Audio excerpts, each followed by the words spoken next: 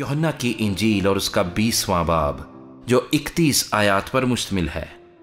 हफ्ते के पहले दिन मरियम मगदलीनी ऐसे तड़के कि अभी अंधेरा ही था कब्र पर आई और पत्थर को कब्र से हटा हुआ देखा।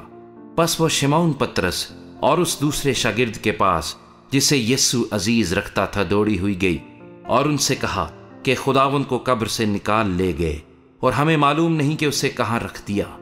बस पतरस और वो दूसरा शागिर्द निकलकर कब्र की तरफ चले और दोनों साथ साथ दौड़े, मगर वो दूसरा शागिर्द पतरस से आगे बढ़कर कब्र पर पहले पहुंचा। उसने झुक कर नजर की और सूती कपड़े पड़े हुए देखे, मगर अंदर न गया। शिमौन पतरस उसके पीछे पीछे पहुंचा और उसने कब्र के अंदर जाकर देखा कि सूती कपड़े पड़े हैं और वो रूमाल जो उसके सर से बंधा हुआ था सूती कपड़ों के साथ नहीं बल्कि लिपटा हुआ एक जगह अलग पड़ा है। इस पर दूसरा शागिर्द भी जो पहले कब्र पर आया था अंदर गया और उसने देखकर यकीन किया, क्योंकि वो अब तक उस नविश्ते को न जानते थे जिसके मुताबिक उसका मुर्दों में से जी उठना जरूर था। बस ये शागिर्द अपने घर को वापस गए, लेकिन मरियम बाहर कब्र के पास खड़ी रोती रही और जब रोते रोते कब्र की तरफ झुककर अंदर नजर की तो दो फरिश्तों को सफेद पोशाक पहने हुए, एक को सरहाने और दूसरे को पैंताने बैठे देखा जहां यीशु की लाश पड़ी थी। उन्होंने उससे कहा, ऐ औरत, तू क्यों रोती है? उसने उनसे कहा, इसलिए कि मेरे खुदावंद को उठा ले गए हैं और मालूम नहीं कि उसे कहाँ रखा है। ये कहकर वो पीछे फिरी और यीशु को खड़े देखा और ना पहचाना कि ये यीशु है। यीशु ने उससे कहा, ऐ औरत, तू क्यों रोती है? किसको ढूंढती है? उसने बागबान समझकर उससे कहा, मियाँ, अगर तूने उसको यहां से उठाया हो तो मुझे बता दे कि उसे कहाँ रखा है ताकि मैं उसे ले जाऊं। यीशु ने उससे कहा, मरियम। उसने मुड़कर उससे इब्रानी जबान में कहा, रब्बूनी, यानी ऐ उस्ताद। यीशु ने उससे कहा, मुझे ना छू, क्योंकि मैं अब तक बाप के पास ऊपर नहीं गया, लेकिन मेरे भाइयों के पास जाकर उनसे कह कि मैं अपने बाप और तुम्हारे बाप और अपने खुदा और तुम्हारे खुदा के पास ऊपर जाता हूं। मरियम मगदलीनी ने आकर शागिर्दों को खबर दी कि मैंने खुदावंद को देखा और उसने मुझसे ये बातें कहीं।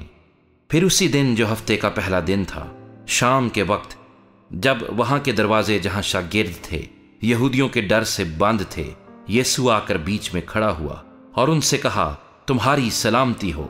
और ये कहकर उसने अपने हाथों और पसली को उन्हें दिखाया। बस शागिर्द खुदावंद को देखकर खुश हुए। यीशु ने फिर उनसे कहा, तुम्हारी सलामती हो। जिस तरह बाप ने मुझे भेजा है उसी तरह मैं भी तुम्हें भेजता हूं। और ये कहकर उन पर फूंका और उनसे कहा, रूहुल कुद्स लो। जिनके गुनाह तुम बख्शोगे उनके बख्शे गए हैं, जिनके गुनाह तुम कायम रखो उनके कायम रखे गए हैं। मगर उन 12 में से एक शख्स, यानी तोमा, जिसे तवाम कहते हैं, यीशु के आने के वक्त तक उनके साथ ना था। बस बाकी शागिर्द उससे कहने लगे कि हमने खुदावंद को देखा है, मगर उसने उनसे कहा, जब तक मैं उसके हाथों में मेखों के सुराख ना देख लूं और मेखों के सुराख में अपनी उंगली ना डाल लूं और अपना हाथ उसकी पसली में ना डाल लूं, हरगिज यकीन ना करूंगा। 8 रोज के बाद जब उसके शागिर्द फिर अंदर थे और तोमा उनके साथ था और दरवाजे बंद थे, यीशु ने आकर और बीच में खड़ा होकर कहा, तुम्हारी सलामती हो। फिर उसने तोमा से कहा, अपनी उंगली पास लाकर मेरे हाथों को देख और अपना हाथ पास लाकर मेरी पसली में डाल और बेएतकाद ना हो बल्कि एतकाद रख। तोमा ने जवाब में उससे कहा, ऐ मेरे खुदावंद, ऐ मेरे खुदा। यीशु ने उससे कहा, तू तो मुझे देखकर ईमान लाया है। मुबारक वो हैं जो बगैर देखे ईमान लाए। और यीशु ने और बहुत से मोजज़े शागिर्दों के सामने दिखाए जो इस किताब में लिखे नहीं गए, लेकिन ये इसलिए लिखे गए कि तुम ईमान लाओ कि यीशु ही खुदा का बेटा मसीह है और ईमान लाकर उसके नाम से जिंदगी पाओ।